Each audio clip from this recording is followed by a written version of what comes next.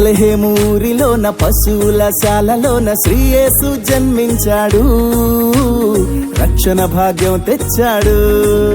అరే బెత్లెహేము ఊరిలోన పశువుల శాలలోన శ్రీయేసు జన్మించాడు, రక్షణ భాగ్యం తెచ్చాడు. మనసారా ఆరాధిస్తూ పాటలు పాడేద్దాం, రారాజు పుట్టాడని సందడి చేసేద్దాం. మనసారా ఆరాధిస్తూ పాటలు పాడేద్దాం, రారాజు పుట్టాడని సందడి చేసేద్దాం.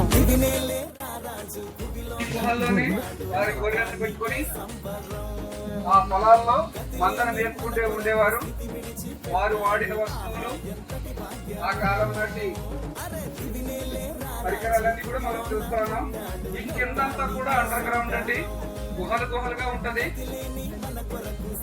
ఇంతకు ముందు ఓపెన్ ఉండేది, కానీ ఇప్పుడు మనం వెళ్తే దాని దారి తెలియదు, గొల్లలకు మాత్రమే తెలియదు, గొల్లాలకు పిలాలి. అది ఎంత మూసేయారు.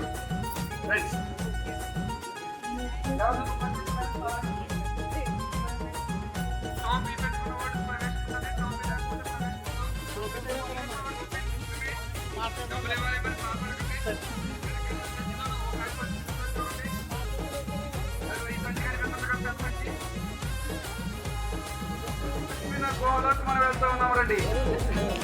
రక్షకుడు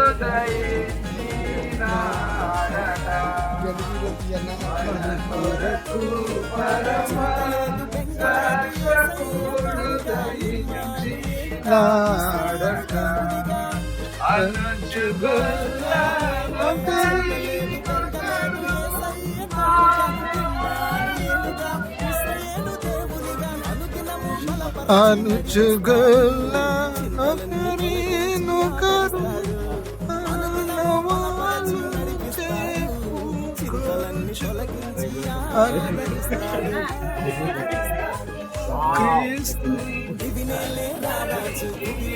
తెలిపినారు.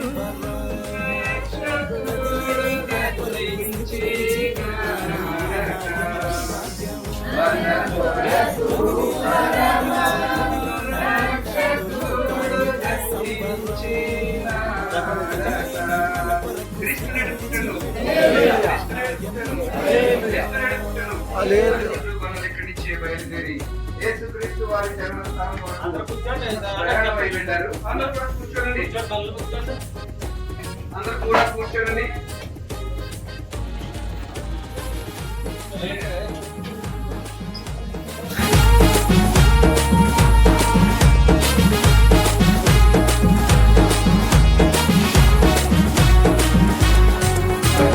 వ్యాధి అయిన బాధ అయిన శోధన మరి ఏదైనా కన్నీటిలో ఎలో రక్షకుడు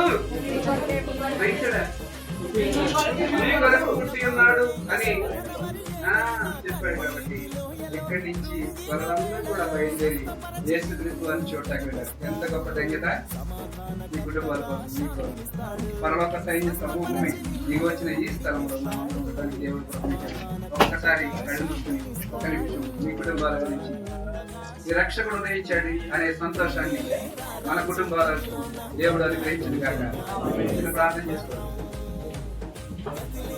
మన కొరకు స్థితి విడిచి పెట్టాడు, ఆహా ఎంతటి భాగ్యమో.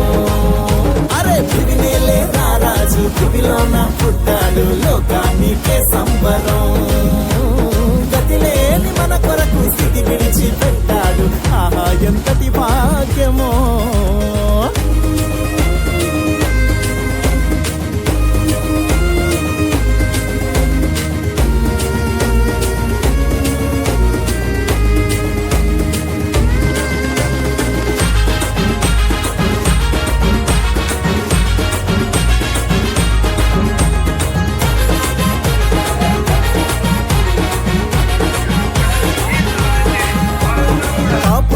రక్షింప ప్రభు యేసు జన్మించే, శాపమును తొలగింప నరునిగా అభిదించే.